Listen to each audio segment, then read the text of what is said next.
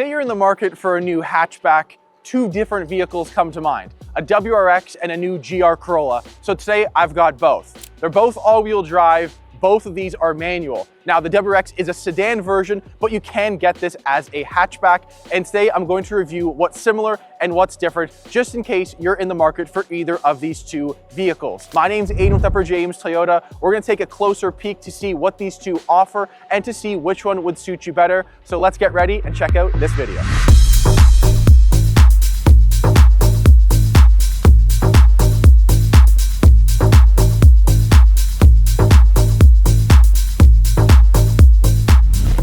So we're gonna start with the WRX. Now, this being a 2022 model, this is the 5th generation and was a redesign in this model year for Subaru. And they're expected to be remodeling this in either 2026 or 2027. So I'm actually really excited to see what that looks like, because for me growing up, this was an affordable, reliable, very, very powerful, sounded great, and a really sporty looking sedan or a hatchback that I really liked growing up as a kid. Now, talking powertrain on one of these, you're getting a 2.4 liter turbo boxer 4-cylinder. It's gonna be making about 260 horsepower and about 270 pound-feet of torque. Now, this is going to be all-wheel drive through a 6-speed manual, and you can get this as an automatic. So you start with a WRX, then you go to a sport model, then you go to a sport model with eyesight. Then you go to a Sport Tech model, which is this one here with a 6-speed manual. Then you can go to a Sport Tech with eyesight. Now, both of the eyesight variations of this model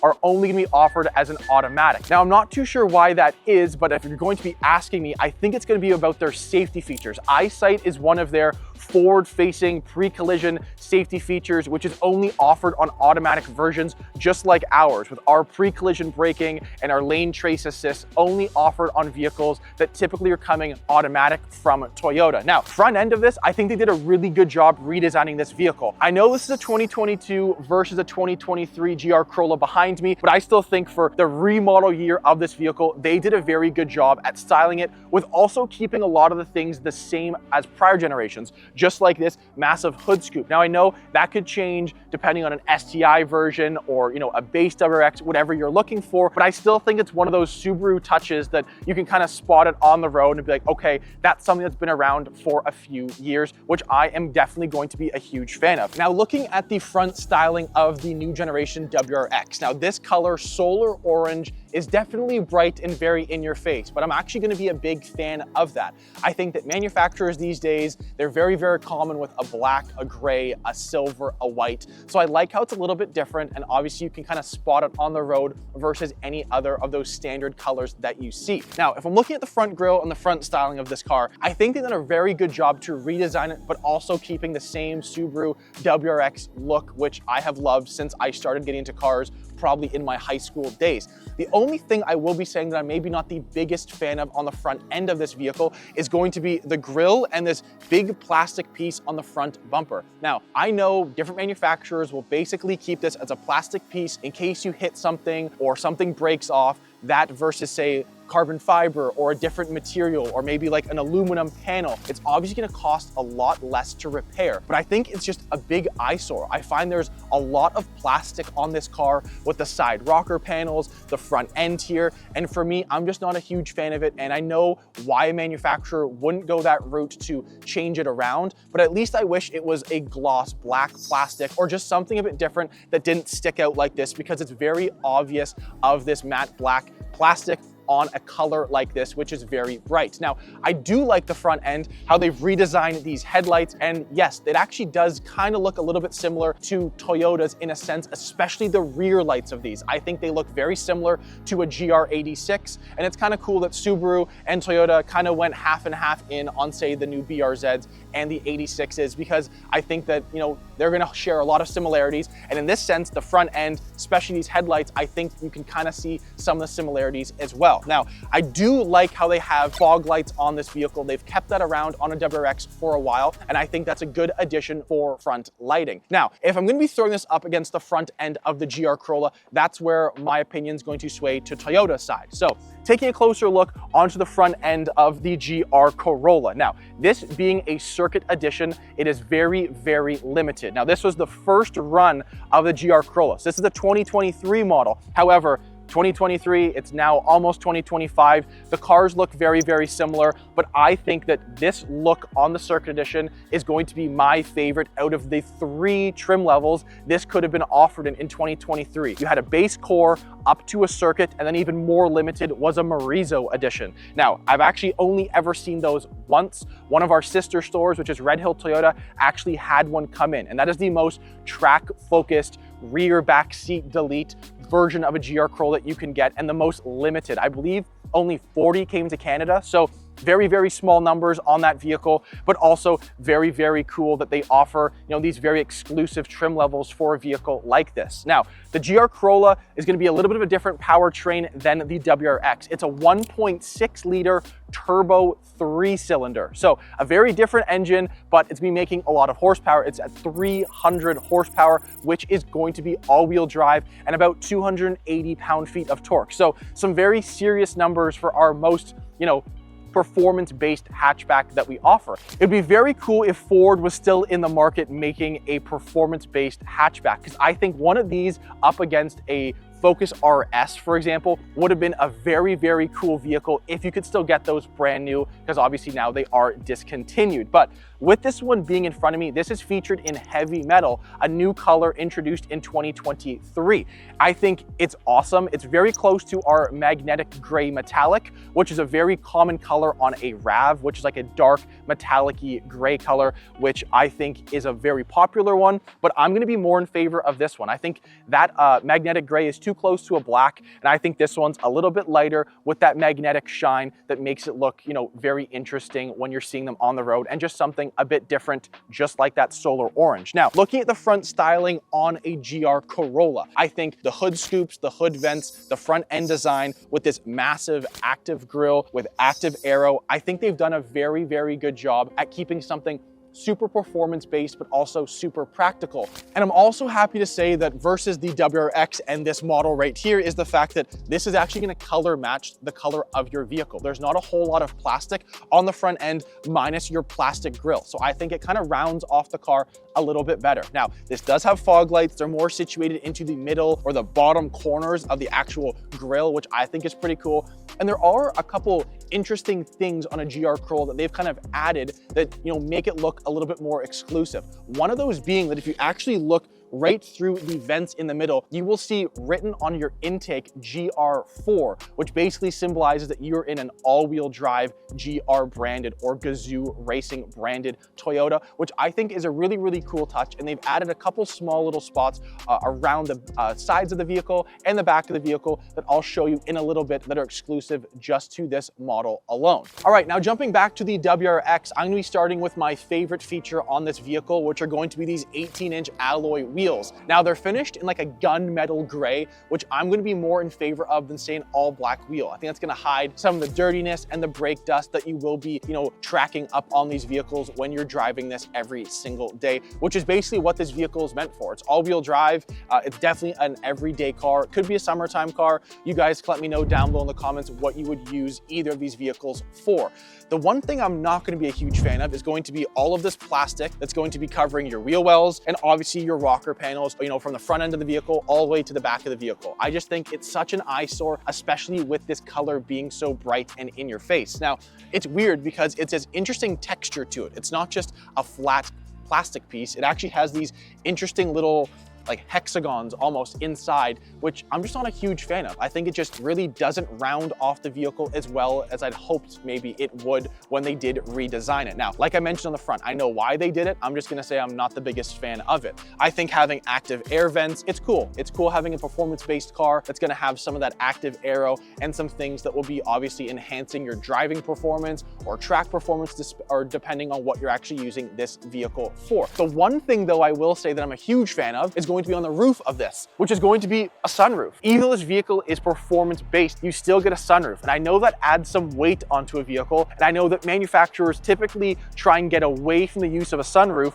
because it does add a little bit of weight onto the vehicle when they're trying to keep weight down. But I still think it opens up the vehicle and makes it feel a little bit bigger than, a vehicle that doesn't have a sunroof. Now, I'm not too sure if the WRX, that's the hatchback version, can offer a sunroof. You guys can let me know down below. I wasn't wasn't able to find that information online before I shot this video, but if it is, great, and if it's not, that's okay too, because I guess that would match up perfectly to the GR Corolla. Because taking a close look on the GR Corolla, you don't get a sunroof. This is not even an option on a GR Corolla. Now, this one being a circuit edition, it does have a forged carbon fiber roof, which is crazy coming from a manufacturer like Toyota. But looking a little bit closer onto the side of this vehicle, I'm gonna be looking at the rims. Now, like the WRX I mentioned, I think that these rims look nice, but I would like it if it was an all black wheel. I would tell you my honest opinion. I think that even this, it kind of has, you know, even just driving this vehicle over here to shoot this video, it kind of got a little bit of dirtiness coming up from the road on these rims, and I'm just not a huge fan of that. I just think it just shows way too much. The one thing though I will say is that being in one of these vehicles, you know that it's a special edition Corolla hatchback, and that's one of the biggest things that was kind of my personal opinion when I was thinking about potentially ordering one of these. And it's the fact that I couldn't justify a Corolla hatchback being this loud. I know it's the performance base of it, and the, you know, what you're getting power-wise and powertrain-wise is very, very cool, but I just couldn't see spending this kind of money to just say you drove a Corolla hatchback. You need to be a car person to actually understand what this vehicle offers you, and especially limited to 181 units for a 2023 Circuit Edition. Yeah, it's pretty special. They were very, very difficult to get, so it is really cool that we actually have one here. And you know it's a little bit different than a base, you know, Corolla hatchback, even if it's an XSE, which look, basically I'd say that's my favorite trim level for a hatchback. That's not the performance side, because it says GR everywhere. You've got GR brake calipers, which are specific to the Circuit Edition. You've got a GR badge here, an active air vent there, the forged carbon fiber roof, which is also super nice. You've got this GR4 written on your side rocker panel, just like the front intake, which just lets you know, obviously, it's all-wheel drive in a GR branded vehicle, which again, I think is a cool touch that Toyota has done, which you can kind of distinguish which vehicle that you are currently driving.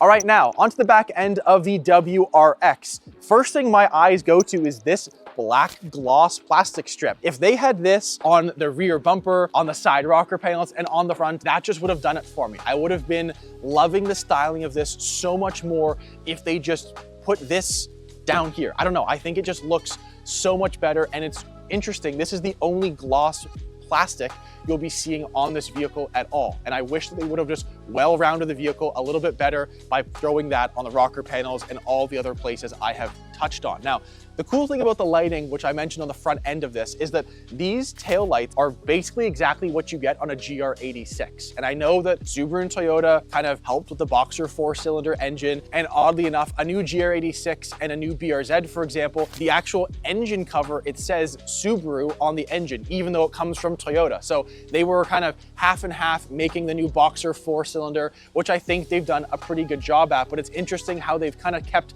some of those similarities onto the back end of the WRX. Now, very, very typical, like the old ones, you still get quad exhaust. So 2 exhaust tips on each side, which I think make the vehicle look cool. I think if it only had one of these, it'd be a little off-centered, I think, and unbalanced. So I like the look of that. Now, trunk space on one of these is actually pretty good. You open the trunk up, you look inside. Obviously, a hatchback, you'd have a little bit more usable space and have a bit more height, I guess, in your trunk, but the trunk's still pretty deep. You wouldn't have any issues throwing groceries or using this as an everyday vehicle for whatever your needs are on a new vehicle. Now, if you're looking at the rear end of the GR Corolla, that's where things are gonna change up just slightly. You look at the back end here, and this does not look like a typical Corolla hatchback that we offer. You get this really nice blacked out spoiler, which is gloss black, and I'm happy it's not a matte black. Only thing I actually wish they would have changed about this is if they made this forged carbon like the roof. I think that would have been a crazy touch to add on the vehicle. But obviously I know cost-wise, that would obviously be increasing what this vehicle would cost you if you were ordering one. Very, very cool though, and exclusive onto the GR Corolla. You're gonna look down here, you will see 3 exhaust tips, and they're actually functional. I know manufacturers, and I don't know if I've ever mentioned this before, some manufacturers just have a tip on the rear and it's actually a completely different exhaust system. All 3 of these are actually going to be functional, and the car does sound pretty good in my opinion. For just being a 3-cylinder, it does sound pretty good in my opinion. The only downfall is this. It's all the plastic. And I mentioned that on WRX, I'm gonna mention on this side. If Toyota rounded this off with the heavy metal color on this, it would have been perfect. This is the only thing I would be changing on the vehicle, is going to be this. And even if it was a gloss plastic, for example, that was say black, or if they color matched it, that just would have rounded it off in my opinion. That's the only thing. If I were to ever get one of these, I would be probably blacking that out the first thing, and the first day I probably get the vehicle. Now, again, just like the sides of the car and the front end, you see GR everywhere. You see GR on the back as well, to let you know you are in an exclusive vehicle from Toyota. Now, trunk space wise, honestly pretty good for one of these. You open this up, it is a hatchback. You do have a lot of usable trunk space. Now, this little cover here, you can take that off to obviously add a bit more storage height-wise into the trunk, and the seats will obviously fold down, which is going to be making a lot more usable space for you and your family. Now, if you look under here as well, on one of these vehicles, you actually don't get a spare tire. So these are obviously a performance-based vehicle. They're trying to cut weight down, just like the no sunroof option, and making the car a little bit lighter just with the carbon fiber roof. So there is no spare tire in one of these, but that's okay. You have very, very good tires on this vehicle. And if something were to happen, yes, you got to call CAA or roadside assistance, but I think that's something that people won't be complaining about. They want to save weight on this, just in case you're throwing this around a track or just having fun on a Sunday afternoon. And if you guys have one, let me know if that was a drawback for you, because I know some vehicles these days come with run flats, they don't come with spare tires, so that's a big turning point for some people in case they ever got stuck. You guys can let me know down below in the comments. Okay, let's do a sound test. Let me know down below in the comments what you guys think about both of these vehicles and which one sounds better in your opinion.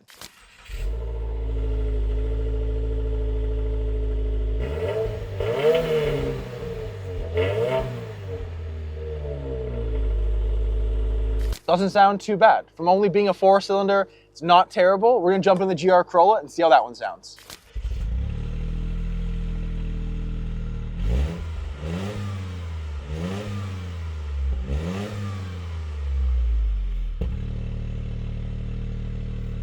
Now, I think that's a pretty impressive sound coming from a 3-cylinder. However, I hate a soft limiter. So this will only rev to about 4,000 RPMs, even in first, even in neutral, it won't go any higher than that. So to really hear the sound of this, you have to be driving it to really rev this out to about 7,400 or so. But I've driven this before, it sounds really good. I think I'm gonna be in favor of this one over the WRX. You guys let me know down below in the comments. Alrighty, now jumping into the WRX. Now, I will be saying these seats are very comfortable. I like these basically full Alcantara with a little bit of leather on the side with WRX stitched in your headrest. I think that Subaru has done a very good job at making the seat super comfortable and also kind of more performance based. Now, unlike the GR Corolla, this has a sunroof, which I do like. You know, I know it adds a bit of weight onto any vehicle, but I still think having that on the inside of one just opens up the inside, because this actually feels a bit bigger than the GR Corolla that I will be in very, very shortly. However, looking at the layout on the inside of this, there are a few differences, and I'm gonna start with a couple of those, which number one is going to be this massive screen in the center. I think this screen is very usable versus the GR Corolla. I think that that little 8-inch screen, I believe this is about 13 inches and it's vertically mounted. It makes the inside feel a bit bigger because you haven't used a lot of space on your passenger side. It hasn't come into the driver's side much either. So I think Subaru has done a good job at that. Another thing I'm gonna mention that I'm a huge fan of are these vertical mounted air vents. So they're great because it's not above, it's not below.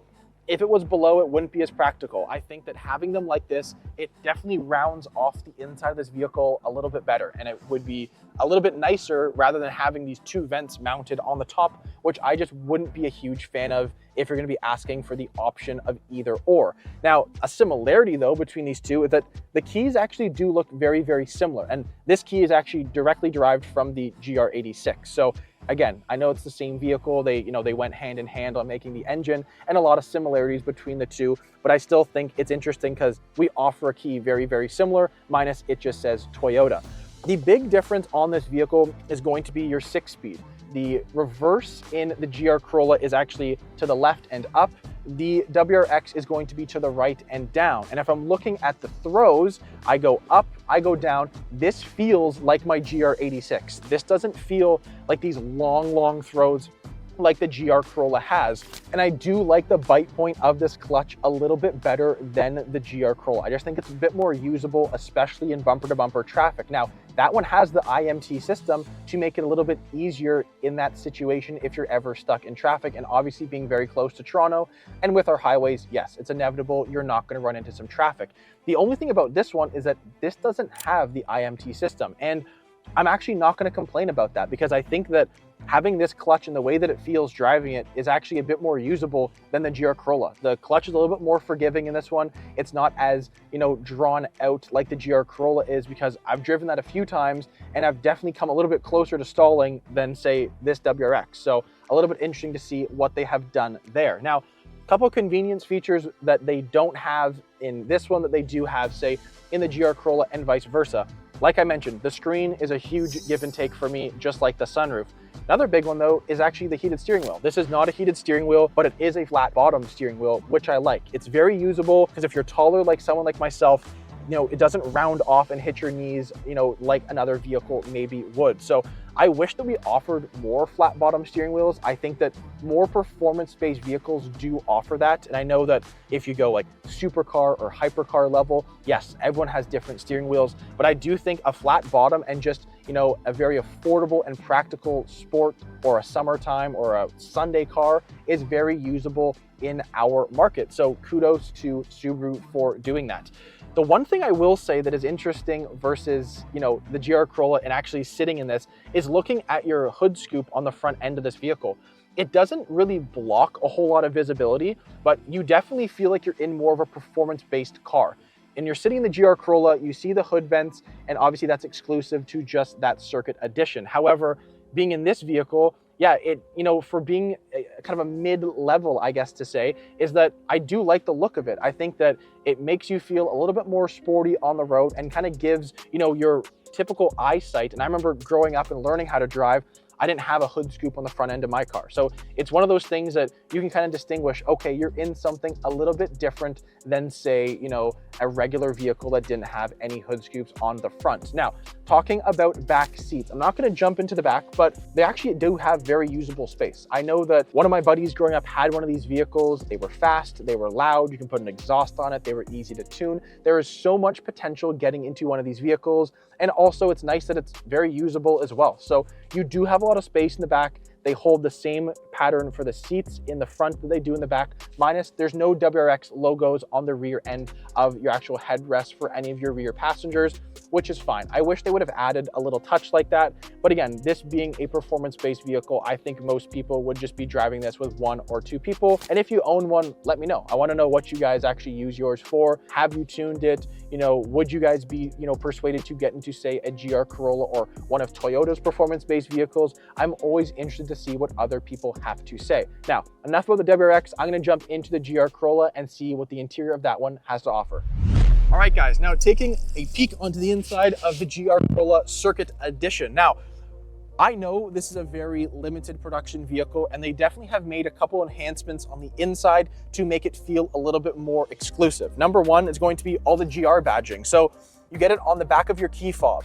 You will get it on the bottom of your steering wheel. Your start-stop button also has GR on it. These seats, they're Alcantara and suede leather material. They also have it. Now, the seat portion of the GR badging is only exclusive on a Circuit Edition or, say, a Morizo for a 2023 production model year. But on the inside, I will say I'm a little underwhelmed from what they've kind of done on the inside of one of these vehicles. I think that your digital display on the front is really cool. It's only exclusive to a GR Corolla.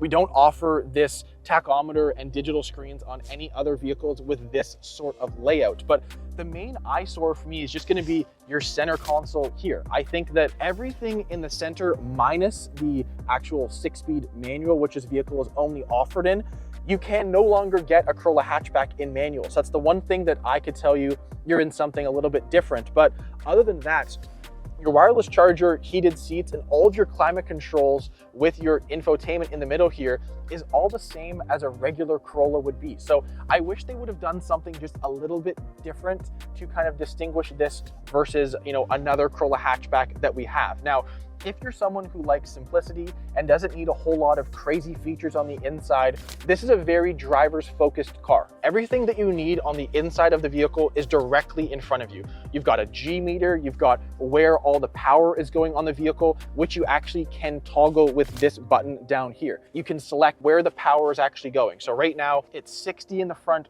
40 in the rear. You could also split that 30 front, 70 rear, or 0 in the front, 100 rear. So you can drift this. I've done it before. It's very fun. But again, it's kind of exclusive to just this model. And I wish that they just would have added a little bit more for people getting into one of these. Now, I do like a few standard things that are in a Circuit Edition, like a JBL sound system, which is our top of the end for an audio system, which does sound very good. Other than that though, everything else doesn't really scream, anything crazy to me. I like the steering wheel, it's heated. It's also a different layout than any other wheel that we currently have in our lineup. We've got a couple buttons down here by my left knee. A heated steering wheel is nice to kind of have if you're ever gonna drive this, in the winter time. It's a nice feature on most cars that they do offer these days. The one thing that I think is interesting that they added on this is a system called IMT. Now it's a little button here down by the heated steering wheel button, which is basically like an auto rev matching system. Now, someone like myself, I've driven manual for years now. My personal car is also manual, and it doesn't have that feature. And I actually like how it doesn't have that feature because, the only time I've ever actually been driving my personal car thinking, wow, I really wish it had it, is only bumper to bumper traffic. And I don't drive in a lot of bumper to bumper traffic every single day. It's maybe, once a month if I'm ever heading into Toronto, for example, that I'm ever really in that kind of traffic. But other than that, that's the only time I'd wish I had that system because it is very, very smart. And you put your clutch in, you downshift to third, it rev matches perfectly for you. It's almost like driving automatic, but you're actually still going through the gears. Now, with talking about the gears in this vehicle is very interesting because when you put your clutch in, you go into first, they're actually a bit longer of throws, I find. It might not look that long when I'm actually doing this on camera, but this versus a GR86, which is the car that I personally have, is that the system does feel a little bit different. It's not the same gearbox and the throws definitely feel a little bit different. Now, you can get a short shifter, you can, get something installed that makes it feel a little bit, more refined to your liking. That's just my personal opinion on it. I think where the bite point is on the clutch on this vehicle is also a little weird. It's a little bit drawn out where it should be a little bit shorter, I think, just for the performance side of this vehicle. Now, obviously, both of these vehicles do come with rear seats. The Morizo edition, one above this Circuit, doesn't come with rear seats, but they are very, very practical. You do have a lot of space. If you ever had 4 people or even 5, which you could fit, you can fit in here comfortably. However, I think most people that have this vehicle is not going to be, say, a family car. Sure, you can put your family in the vehicle, but I think it's going to be more exclusive for people wanting a fun weekend car or to track this vehicle. And with that being said, this specific unit was someone that I worked with here. His name is Adam.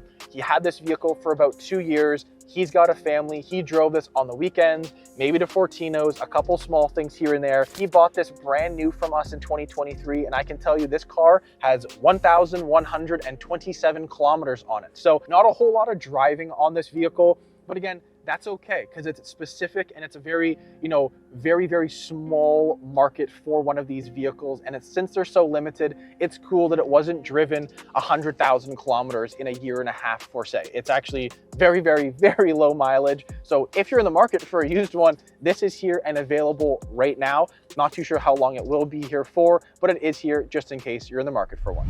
All right, guys, so there you have it, a direct comparison between a WRX and our most performance-based hatchback, the GR Corolla. If you're in the market for either of these vehicles, I want to know which way you guys would be going. Now, I know a Circuit Edition versus this package I have for the WRX in front of me are coming in at different numbers, which are MSRP from both these manufacturers when these vehicles were brand new. So the WRX is gonna come in a little under $40,000, and the Circuit Edition GR Corolla for the 23 model year is coming a little bit under $54,000. So It is a big price jump to go to the GR Corolla. Obviously, I know it is exclusive for that model year, but I want to know, if you guys were in the market, which one would you guys pick? I know they do look kind of similar. They're offered in the same hatchback, compatibility. So it is interesting to see what current customers want on today's market. Again, my name is Aiden with Upper James Toyota. Thank you so much for watching. Please do not forget to like and subscribe so you don't miss any more of our future Toyota related content, and we'll check you guys out in the next video.